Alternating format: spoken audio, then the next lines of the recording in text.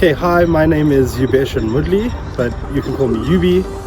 I'm a coding and robotics teacher currently based at Eden College in Lyndhurst in Johannesburg, and I've been a coding and robotics teacher since 2019.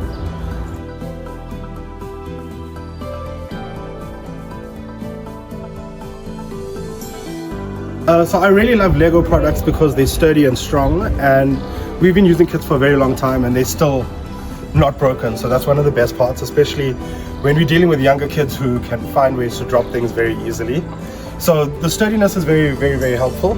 The other good thing is that the programs that we use and the blocks that we use while we're coding are very easy to code with. Spike, as we're using now.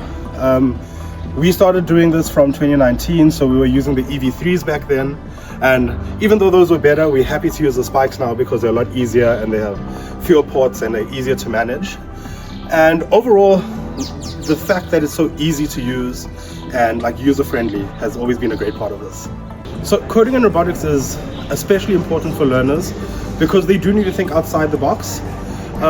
We need this critical thinking and problem solving that we generally only see in maths. So now that we have Lego equipment and robotics where learners are forced to think about things that they wouldn't normally, it helps them improve in their other subjects as well because of the new thinking processes that they're going through. So I think teachers that are in this space need to develop themselves a lot.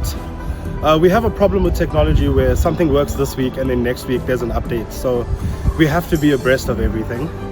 And I think as teachers we need to make things fun. So there's a lot of resources out there that make the learning of coding and robotics really fun. So teachers need to find those things that match with them, and then how they enjoy it, it's always easy for them to like translate that for learners to also enjoy it. So teachers definitely need to focus on themselves here because the space is growing and there's so many new things, and Lego, for example, has so many amazing products now.